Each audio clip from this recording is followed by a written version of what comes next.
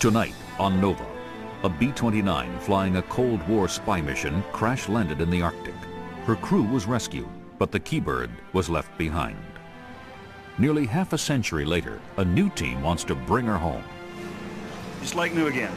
It'll fly. You bet it'll fly. But conditions are harsh, the work exhausting. Their shared dream becomes a life and death drama as they struggle to free the B-29, frozen in time.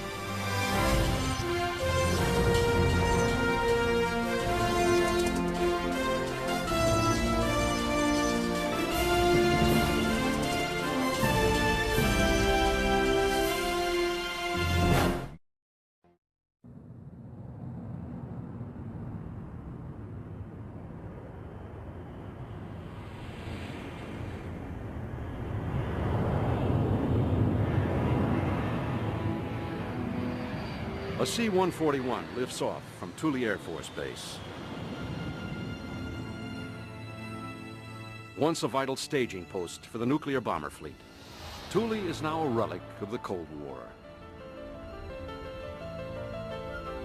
While its radar domes still probe the horizon, it is eerily quiet and almost deserted. One of the most remote and isolated outposts of the United States Air Force. It lies on the inhospitable barren shore of northwest Greenland, deep inside the Arctic Circle. The climate is harsh and unforgiving. Even in summer, when the sun never sets, it remains so cold that the sea is littered with icebergs. Inland, a vast, unbroken ice cap stretches for 800 miles. The weather changes hourly, from bright sun to dark, menacing storm clouds, with gale-force winds. 250 miles north of Thule lies another relic of the Cold War, an almost intact B-29 bomber. This plane, nicknamed the Keybird, became lost and crash-landed while on a secret mission. The crew was rescued, but the Keybird would lie here abandoned for almost 50 years. When the B-29 first flew in 1942, it could go higher and farther than any other bomber. In the war against Japan, it traversed the Pacific and crested the Himalayas. The culmination of the B-29's military service was when the Enola Gay dropped the atomic bomb on Hiroshima, ending the war. Nearly 4,000 of these planes were built, but now less than a handful remain. If the Keybird could be recovered from this Arctic wilderness, it would be a unique treasure of aviation history, probably worth a great deal of money. Darrell Greenemeyer, a former test pilot, has been working on a bold plan to rescue the B-29 and fly it back home. Darrell has flown higher and faster than most other living pilots. He'd once been a test pilot on the U-2 spy plane and its replacement, the SR-71 Blackbird.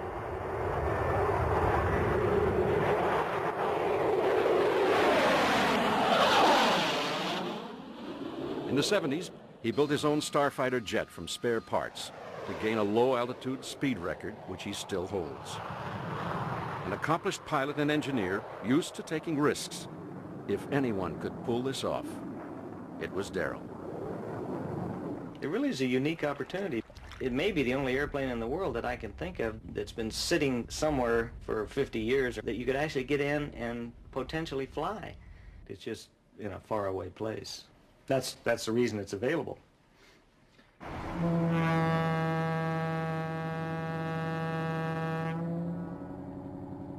But getting the Keybird into the air requires more than skill and boldness.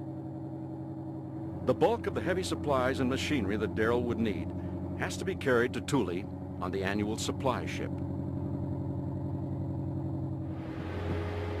A 5-ton bulldozer will be needed to build a runway for the B-29. Bulky new tires and propellers are also required, along with 4 massive reconditioned radial engines.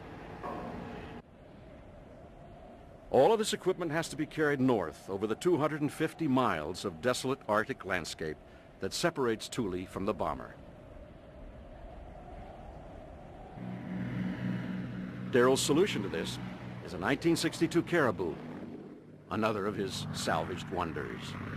It's basically a short field, short landing and takeoff airplane, and it's made for unimproved fields. They use it in Vietnam a lot, and it's a pretty rugged airplane. It's ideal for this sort of thing, flying these engines in, and it'll carry a pretty good load. Rick Kriege, who has been Darrell's chief engineer for over 7 years, is responsible for making his plans work. With the Caribou's arrival in mid-July, Darrell's team is complete. Cecilio Grandi has been Rick's assistant for 3 years, learning on the job. Dirt doesn't go through the filter. Vernon Rich is a toolmaker and machinist. And Bob Vanderveen, as well as being another pair of hands, is going to do the cooking. Roger von Groot, a retired airline pilot and a distant relative of Baron von Richthofen, will fly the Caribou.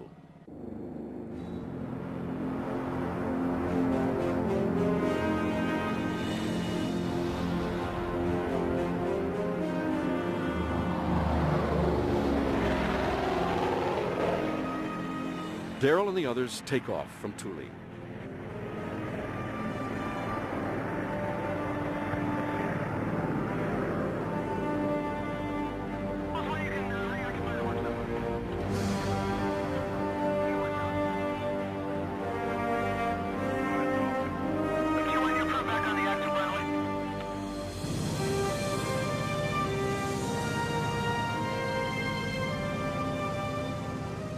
Their flight takes them over uncharted mountains and glaciers, 250 miles north.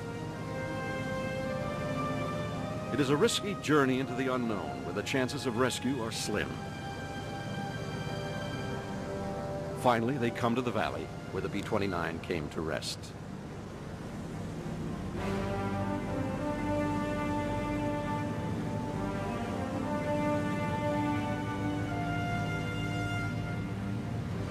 They fly low over the valley floor. Roger lowers the wheels and makes a brief touchdown to test how firm the surface is.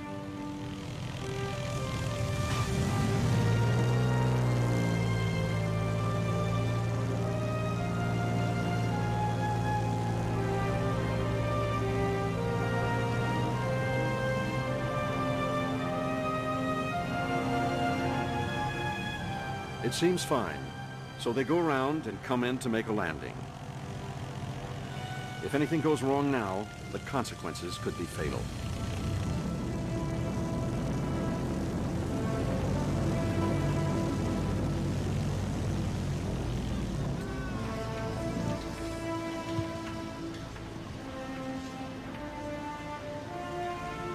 But they make it.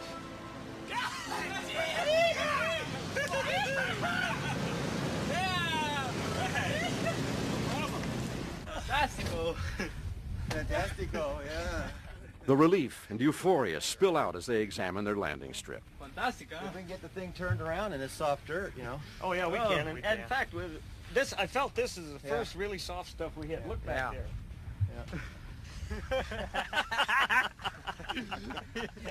You like our Arab approach? The team begins to set up camp as behind them the B-29 gleams like new in the chill Arctic sunshine.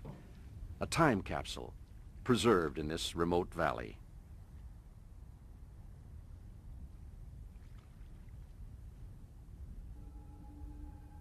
All around is evidence of the remarkable story of the Keybird's last crew. For them, landing here had been nothing to celebrate. It had been the start of a frightening 3 days. I honestly didn't think we was going to get out of it.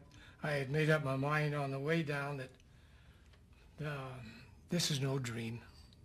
This is reality. Face it and accept it. We realized once we're out, the plane was not on fire. That was the main concern. Arnett made a hell of a good landing, and the airplane was intact. Nobody was hurt in the crash landing, but they were stranded in a deadly climate, miles from anywhere, not knowing if they would be rescued. My biggest concern, I was too busy, frankly, wanting to get a position in to the search airplane so somebody would know where we were. That was a big thing, establishing our position and find out where the hell we are so we could be rescued. Our spirits are high. We knew we were going to get out. There wasn't one guy that didn't feel like we weren't going to make it. But I remember the cold and no place to go to get warm. That's the thing that I remember mostly about it. On the second day, an Air Force plane found the Key Bird. The greatest we felt was when that plane flew overhead with the supplies and they knew where they actually physically spotted us. That was the greatest feeling. A day later, a plane landed beside them and flew them out to safety. Now, at last, the Key Bird was going to be rescued as well. I've got torn feelings. And everybody's excited about getting it out, and they're going to make a lot of money on it, apparently, and everybody's going to look at this airplane. It's great and all that. But somehow it's something like going into an Indian grave as far as I'm concerned. I kind of feel like it belongs up there.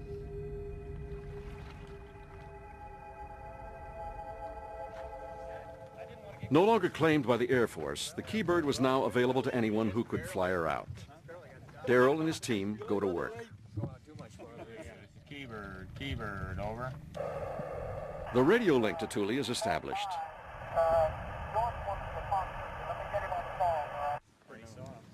The tents set up. And Bob starts work on recovering the damaged rudder, which, despite the aluminum construction of the B-29, had been covered in fabric.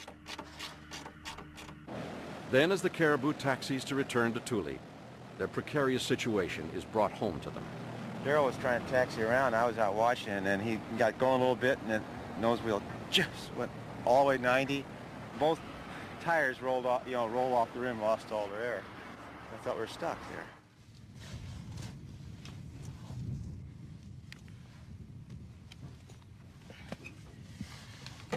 It takes hours to dig the wheels out of the sticky mud. Rick's idea to use propane gas from the camp stove allows the Caribou to return to Thule, even though the wheels could explode if they get too hot.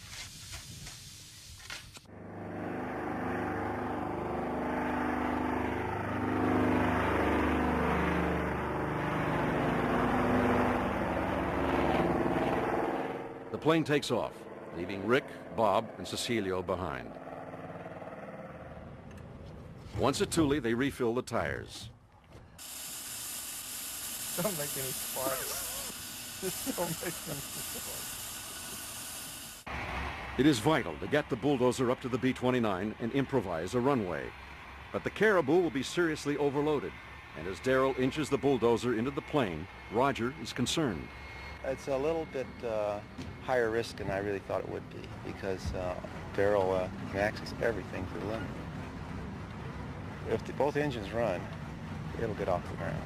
But if one engine quits, we're just going to have to crash straight ahead because one engine's not going to carry the load.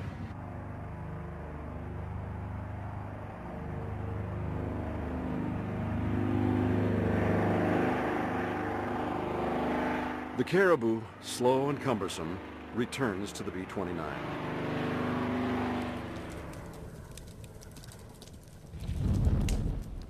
Rick lights a bonfire so that Roger knows the wind direction for his landing.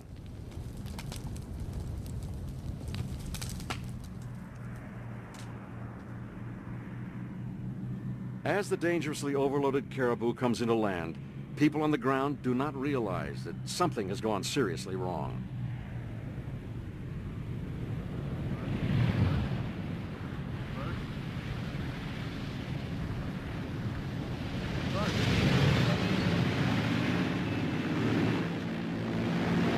The flaps had failed, and Roger had nearly lost control. We came in no flapper. I came up. I knew you were coming. Oh, 90 knots. I was stalling. I was in the shaker at 90, And Daryl said, we can't do it without the flaps. I thought, I don't want to go all the way back to it. We're getting low on fuel.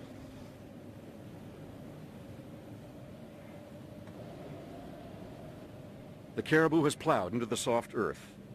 Another inch, and the propellers would have smashed into the ground. Disaster had been narrowly averted.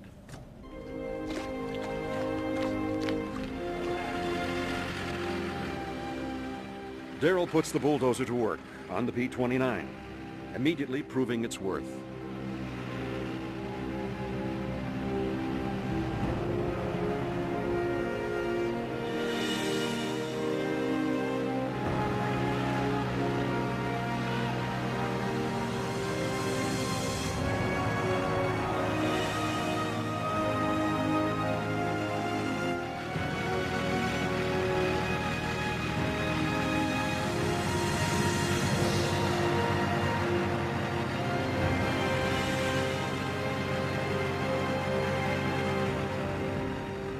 The Keybird is back on dry land for the first time in half a century. I dare say we got it, eh?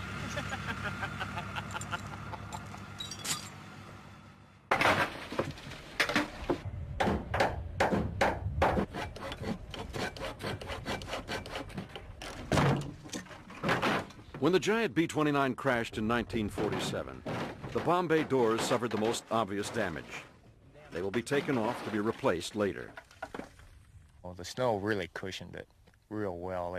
It built up under the bomb bays, and the bomb bay doors took all the load, and about 90% of the damage. There's a little bit of damage on the aft fuselage, and on the flaps, but that's it. The propellers were badly buckled by the crash, and the main engine bearings were twisted. New ones will be put in their place. The key elements were the engines, but we've got 4 new engines. We ran 2 of them on the test stand. They ran great. We need to get these engines on and tidied up and ready to run, and then hang propellers. They take an inventory of the work necessary to get the plane airworthy. The tires, they look good, but they're rayon, and rayon doesn't age well, so we brought up some nylon tires to change them out. The rudder and the elevators are going to be changed out. Coming on over here to the ailerons, the control surfaces were fabric, and they have to be changed. They were paper thin. You could put your finger right through them. The summer here is very short, so time is of the essence. And Daryl has a limited budget. He planned to make a round trip in the Caribou every 2 days to fly in the engines and parts from Thule. The weather so far has prevented this. Daryl hoped the whole project could be finished in a month, but 2 weeks have passed. He has yet to fly a single new engine out of Thule. We're not exactly. Captain Dugan, the base manager, asks him about the schedule. From when you got here, that you know, trying to plan to have That's people in here. assuming we could fly straight through, and we haven't been able to. And I told him, I said, the weather up here is not like, it may be summer, but it's not summer like you think of it in the United States. Yeah, It's- that's right. Talk to the man upstairs and do something with this weather, will you? Well, to get it the same at both sites would be unique also. Yeah. Yeah. Yeah. Actually, the weather up there the last few days has been nice. Well, that's what I heard. I was going to say, it's good up there, and it hasn't been good In here. fact, it's hot. Yeah, it gets actually hot sometimes, like Yeah. 50 degrees. And no wind.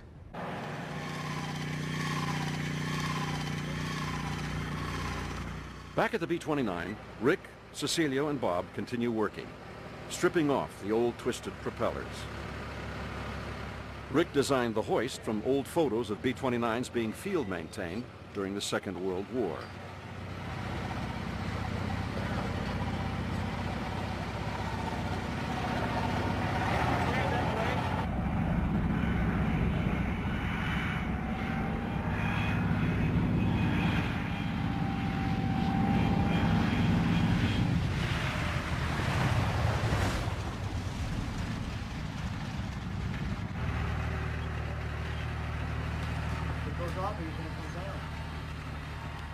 Daryl and Roger return with a new engine, and the old ones are slowly eased off. I'd lay down, just real easy. Go forward.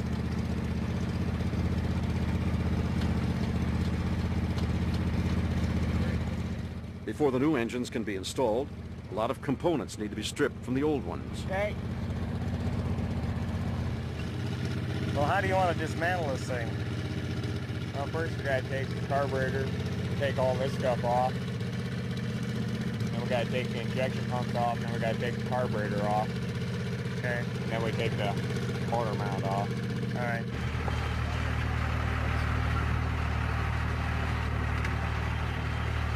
Eventually, a small production line is set up as old engines are dismantled to be taken back to Thule, and the new ones are made ready to be hoisted into place on the old engine mountings. The engines themselves are massive 18-cylinder radials, the most powerful ever built. Changing these huge engines in a warm hangar is difficult enough. Doing it in the middle of the Arctic will be a back-breaking task.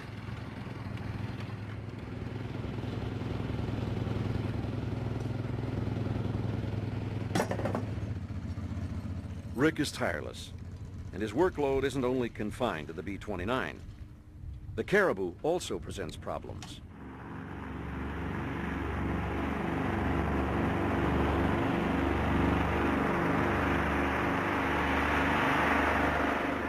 The Caribou takes off on its third trip to Thule.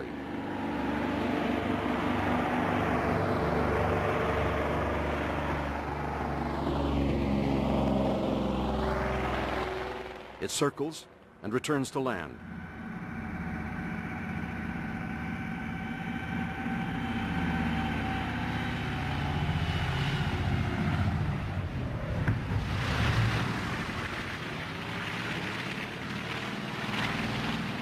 Roger thinks there may be an engine fire.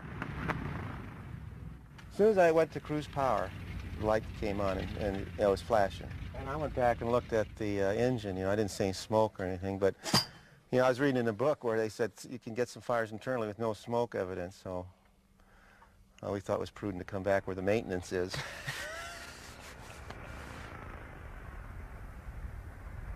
Rick discovers that the fire indicator on the engine is faulty.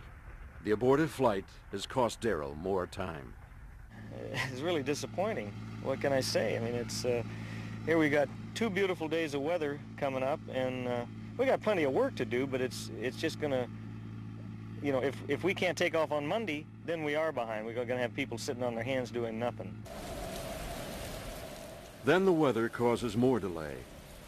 A month has passed, and it is now the 2nd week of August. Snow is beginning to settle ominously on the surrounding hills.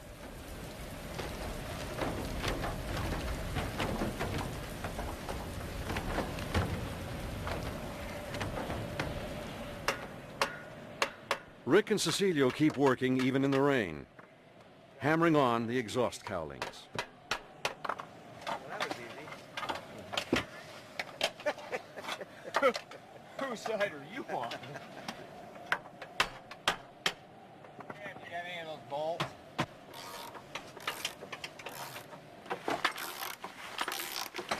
Have you heard a report from the CASA on the tops of the clouds, and also is it scattered or broken back at Thule? It's broken back here. It's 10 scattered 1.7. Darrell is desperate to keep the shuttle flights going and feels that he has to risk flying in bad weather. So don't bother going that direction. Okay, I guess we'll give it a shot. We'll come around and then we'll try and come in under it.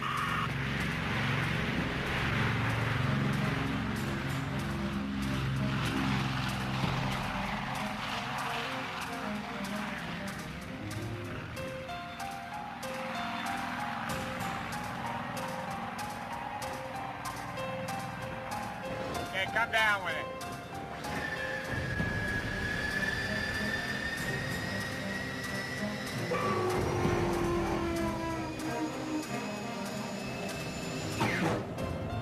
Let's go ahead and go back up with it again.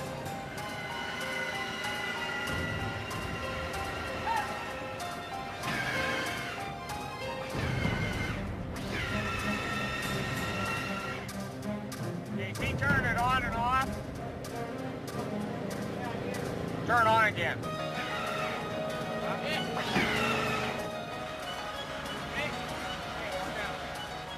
The work is physically demanding. Removing the old tires takes hours, even using the bulldozer to separate them from the rim.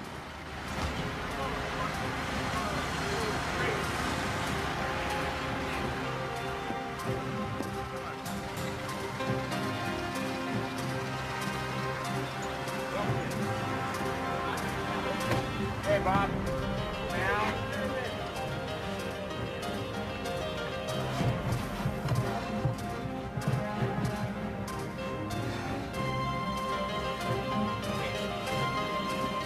A small one.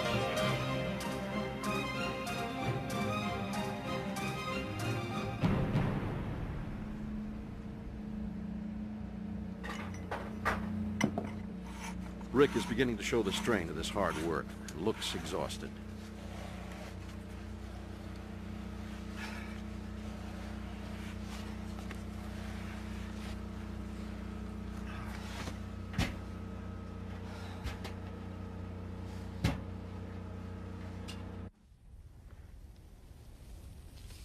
Mealtimes bring some respite and are an opportunity to tell stories of old exploits, like the time Darrell tried to take off in Panama without using the runway. They wanted me to take off on the ramp so they didn't have to open up the fence to get on Panama property to use the runway. So I said, well, no problem. But then they wanted me to take off a little bit downwind because if I went the other way, I'd be flying over the general's house. And so I said, well, okay, I think so. It was a downhill run and then a slight turn about 60 knots and then down the ramp. How much runway do you have all told? I don't remember, but what happened was I went down a little hill and made the right turn, and then it started bouncing, and all of a sudden the nose wheel steering kicked out, and I tried to hold it, and I was too close to the fence, and so it kind of lifted off and then squatted right down on the fence. But I didn't give up just then. I kept going.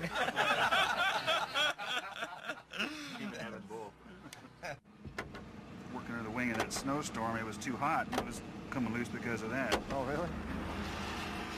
Bob has finished recovering the rudder with fabric, and he and Roger are now putting the finishing touches to it. Vernon has to make many of the small components for the rudder cables and control surfaces from scratch. Without blueprints, it is not easy. In its place, and then drill this one out and stick it in the other end, so we'll have the same configuration. Just like we made the other two. Well, you just yeah, except that no, we'll go to this size bolt. Right, yeah. right. Yeah. So we're going up. Okay. Right. Just like new again. Yeah, it'll fly. This is the real recovery work here. It'll fly. You bet it'll fly.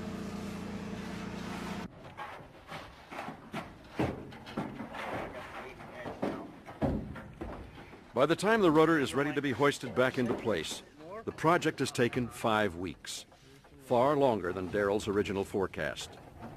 Why don't you give me that bolt?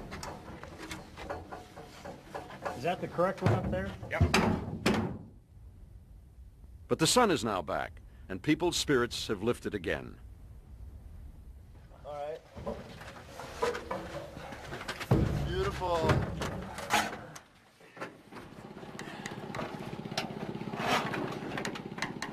Stick a bolt in there and I'll wiggle it around. Can you tap it in? Watch on what's right in.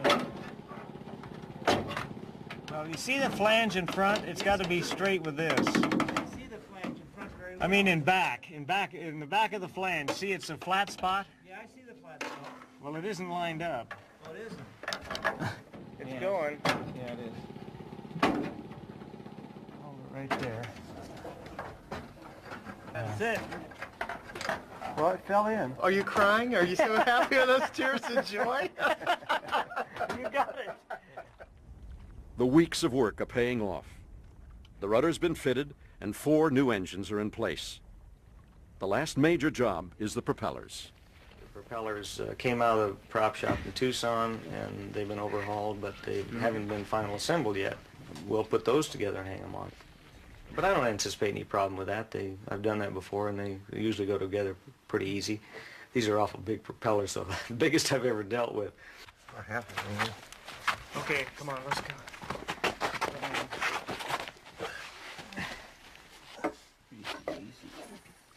Carefully balanced in a workshop back home, they have to be assembled in the right sequence, or they'll rip the engines apart.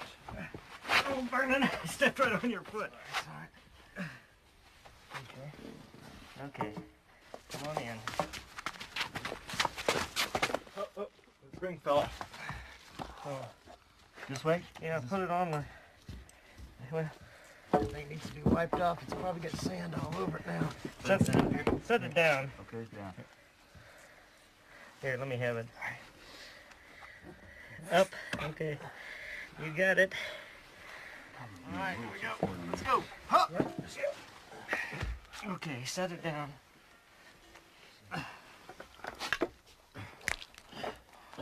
Damn! Yeah, look at that. See, that's what happens when you have the first team in. Oh, that's right.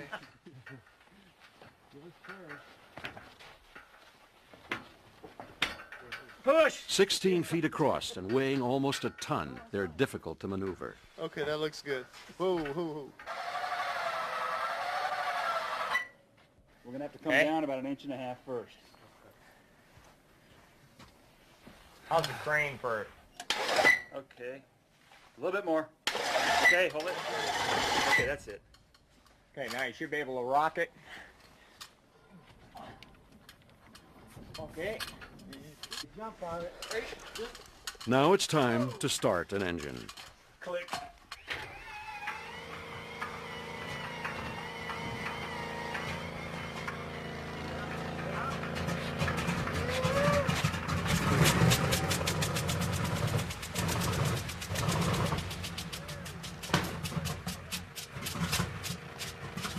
It's the first real test of weeks of exhausting work. And the engine refuses to start. Rick thinks he knows what's wrong. Should you give me a pair of tin snips, somebody? Get it again.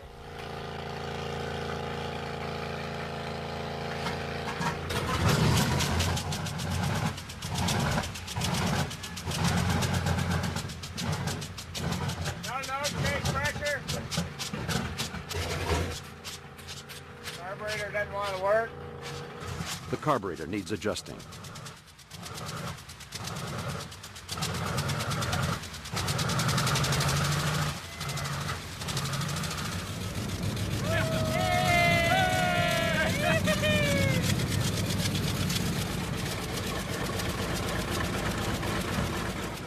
Everyone is jubilant, but still only one engine has been tested. Time is running out fast, and Vernon is still working on the other three. We've got to hook everything up to them to make sure that they work. Got to put the magnetos on, the generators, all the fuel system, the oil system. It probably takes 12, 14 hours after the time you stick it on there per motor to actually get them going. And that's in a nice heated hangar with all the tools that you need. But so when it's blowing snow sideways, it takes a little bit longer, and we'll fix it. We'll get it going.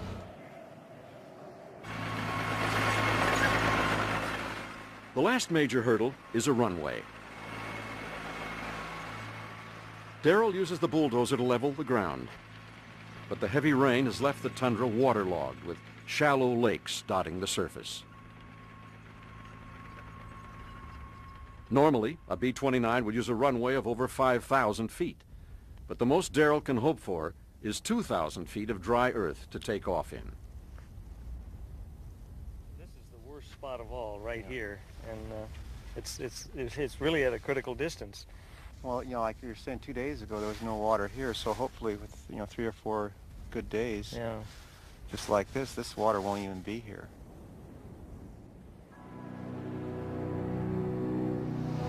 It's August the 22nd, and the first sunset at midnight signals the approach of the polar winter.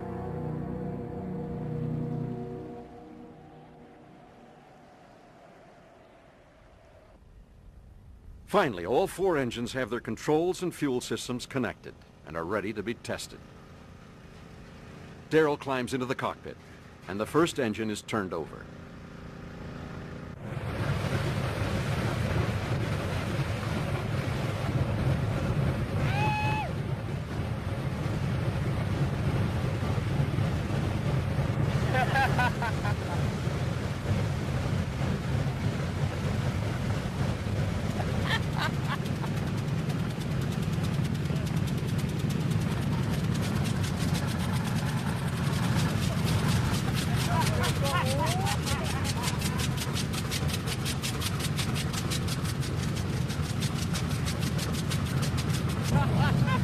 That's a beautiful sight. Beautiful. Good.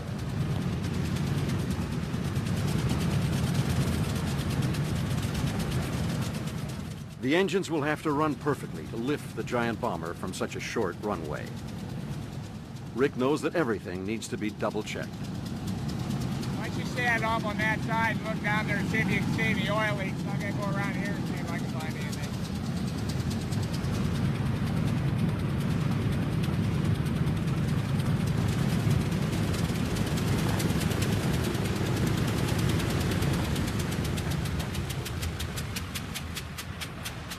Work continues on the engines, eliminating oil leaks, making sure everything will work as it should. This one's got an oil leak. That one's got a loose pusher rod tube. It seems that the flight of the Keybird will be only a few days away.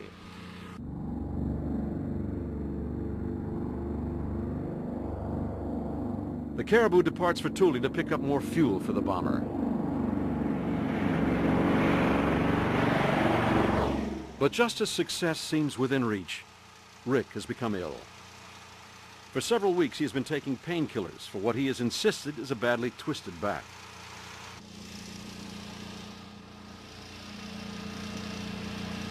Most days, he's faced the grueling schedule in great pain. He has now collapsed and can no longer do any work.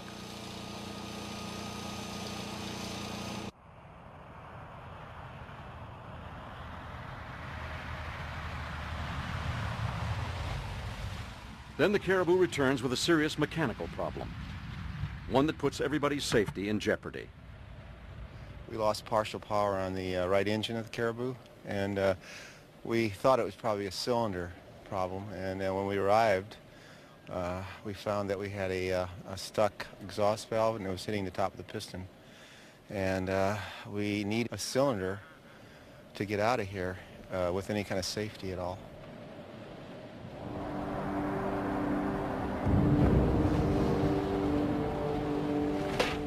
The winter finally hits, bringing gale-force winds and freezing rain. The temperature plummets. Soon life here will be impossible. If they don't get out now, they never will. The first of the winter snows is settling on the cap.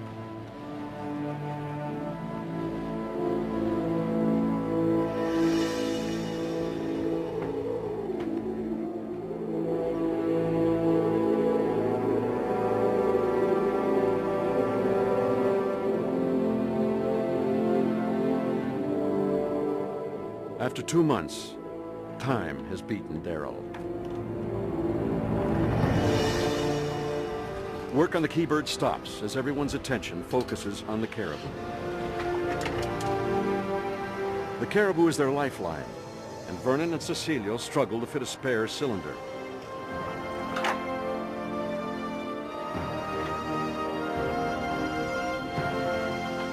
Despite inadequate tools and freezing fingers, they manage to do it.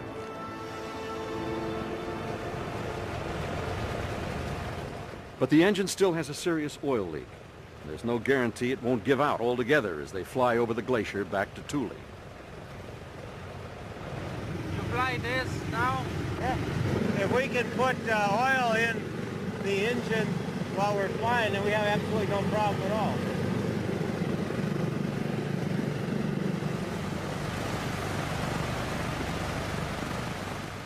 Every flight of the Caribou was a flirtation with death.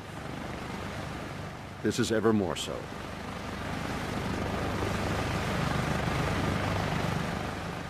As ice has knocked off the Caribou's wings, Darrell faces up to the fact that he can go no further. I'm just going to have to sit down and take a long thinking session about what we're going to do. I haven't given up. We've got too much, we're too close. The airplane is essentially ready to fly. We never did get a runway suitable to take off this year. The winter caught us. Rick is sicker than a dog. We got to get him out of here and probably to a hospital. And so things are coming to a screeching halt.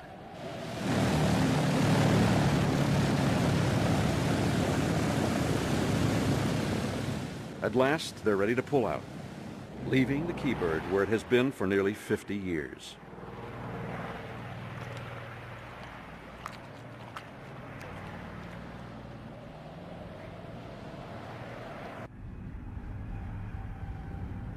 Halfway through the flight, the Caribou's right engine loses power, but they manage to struggle on one engine into Thule.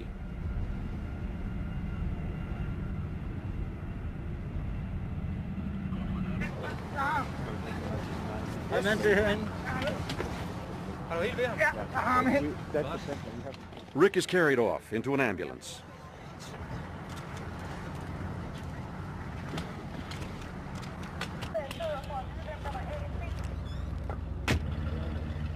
Suffering from internal bleeding, he is flown to a hospital in Canada and rushed to surgery.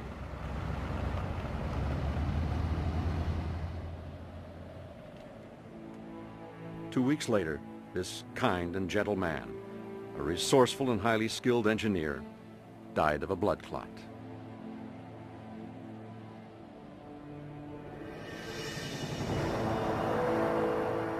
Darrell could barely come to terms with Rick's death. But having come so far, he was not prepared to give up his struggle to recover the B-29. It would mean bitter disappointment and financial disaster. 9 months later, with the Caribou still out of action at Thule, Darrell returns to the Keybird in a chartered twin otter.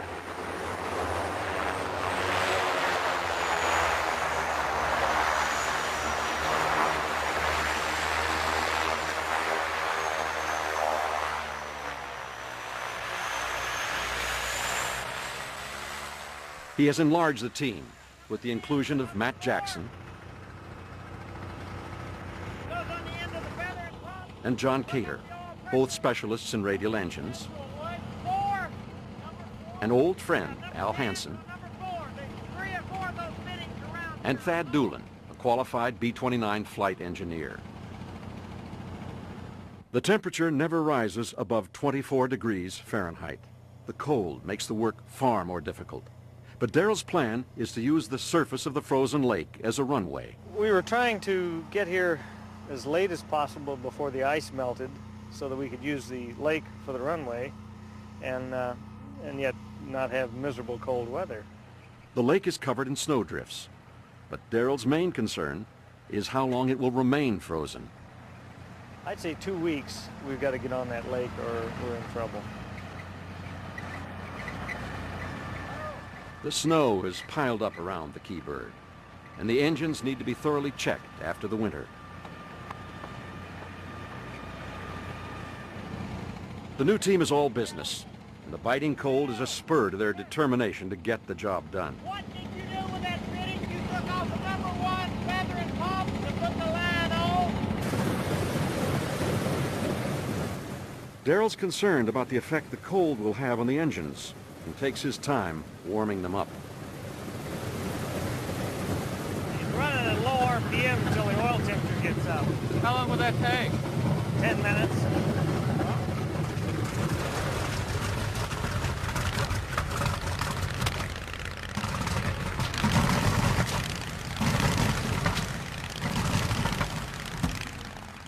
They discover a number of oil leaks. We're fighting little gremlins right now because of the weather, you know, moisture and cold really wreaks havoc on an airplane. You can bring a brand new airplane up here and let it sit for a week and you'll have the same kind of problems.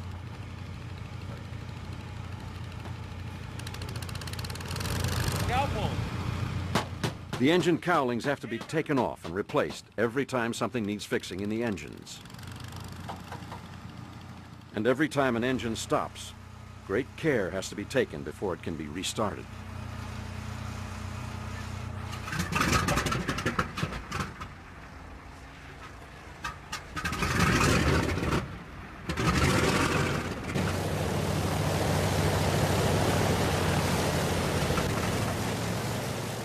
After a week of work, the engines are running smoothly and the oil leaks have been eliminated. The flight of the Keybird is approaching, and Darrell turns his thoughts to the runway. What I'm concerned about is the drifts on the lake. I tried to flatten them out with the bulldozer and the grader that we've got, but I may have created more problem than I cured because it left little mounds. The problem with the B29 is there's no nose wheel steering, and so when I hit one of these mounds with the right gear, it's going to pull right. It's a problem. We're just going to have to get out and try it. The engines cool quickly in this climate, and an oil-burning heater pipes hot air under the cowlings to keep them close to working temperature. Preparations are underway for the first flight. Darrell must be ready as soon as the conditions are right. Today is a good day. It's warmer, and what we'll do is we'll start at one end. We're preheating one engine now, and we'll start it, and we'll start the next one, and then get to the third one. By the time we get to the third one, we'll probably go back and run the first one, and then so we get them all up to temperature at the same time. And then once we get them up there, we've got to keep them there. That's why it's so critical to once we get everything warmed up and ready to go, that we don't dally, we go. Otherwise, we got to start the whole process again, and that's burning fuel, which is a precious commodity up here. You know, when the engines are running, there's a surge of adrenaline. I want to get in it and go, and I think it'll make it.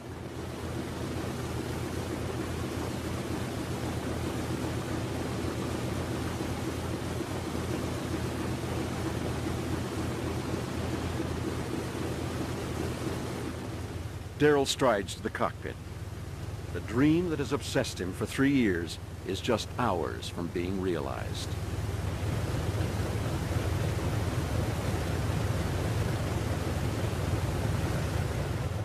Thad sits at the flight engineer's console to start all 4 engines. Here we go on 4, Darrell. Okay.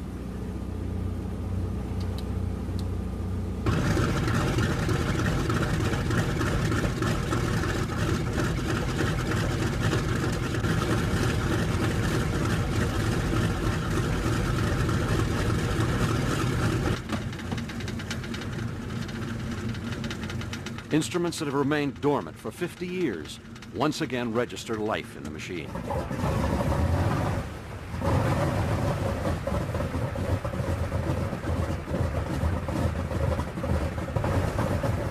The giant radial engines can deliver over 2,000 horsepower each.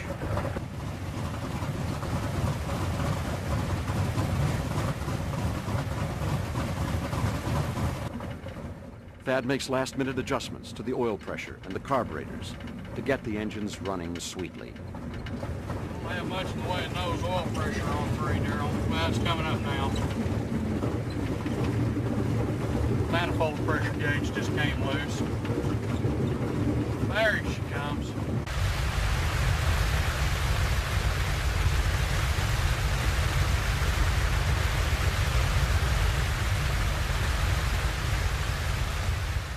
As the propellers shimmer in the sunlight, Darrell puts the coordinates for Thule into the newly installed satellite navigation system.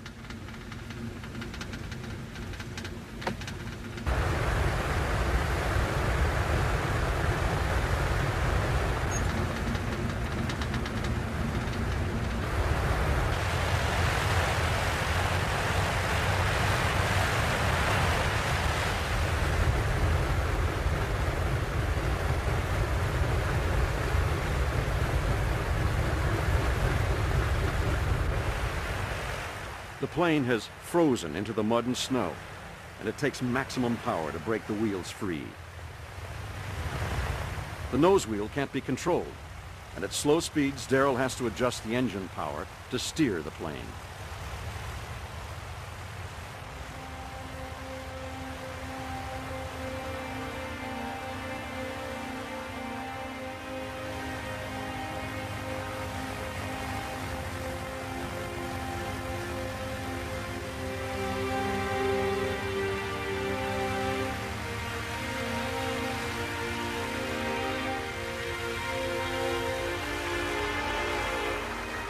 Finally, it is moving in a wide circle out onto the lake, on its way toward the end of the runway.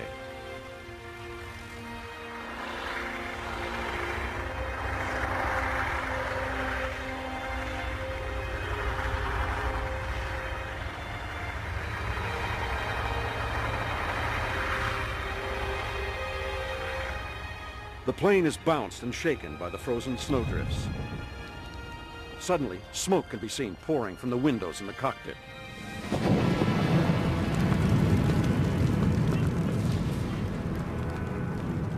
The auxiliary power unit, a standby generator, was thrown from its mounting in the rear fuselage and caught fire. Fire extinguisher! Fortunately, the crew managed to jump clear. Darrell shouts for more extinguishers, but it is too late. The fire has already swept through the plane. He can do nothing but stand and watch as this irreplaceable piece of aviation history is consumed by fire. With it go years of planning and hard work by so many people. It's going to burn to the ground.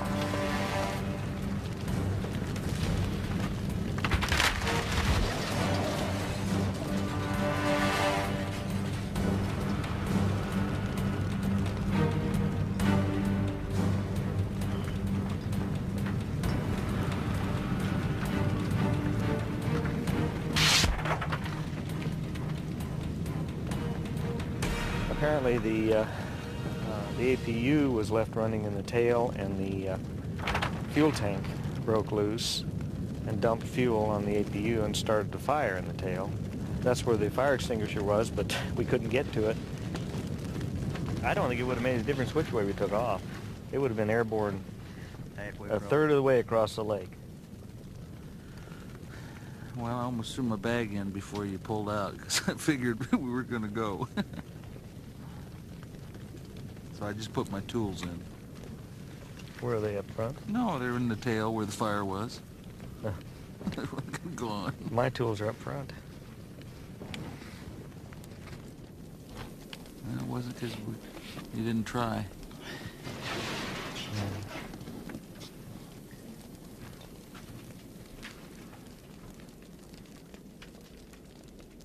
It was ready to go. That's the real tragedy of it. I mean, we were so close. Success was right there. It was right there.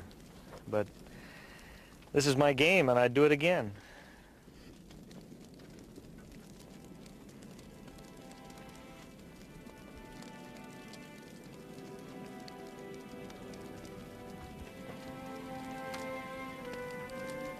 Darrell had faith that the B-29 would fly once again with him at the controls.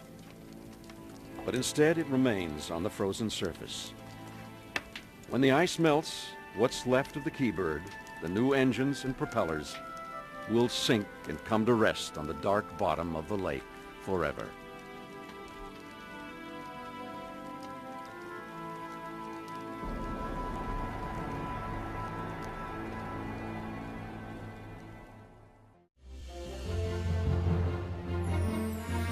This Nova program is available on DVD at shoppbs.org or call 1-800-PLAY-PBS.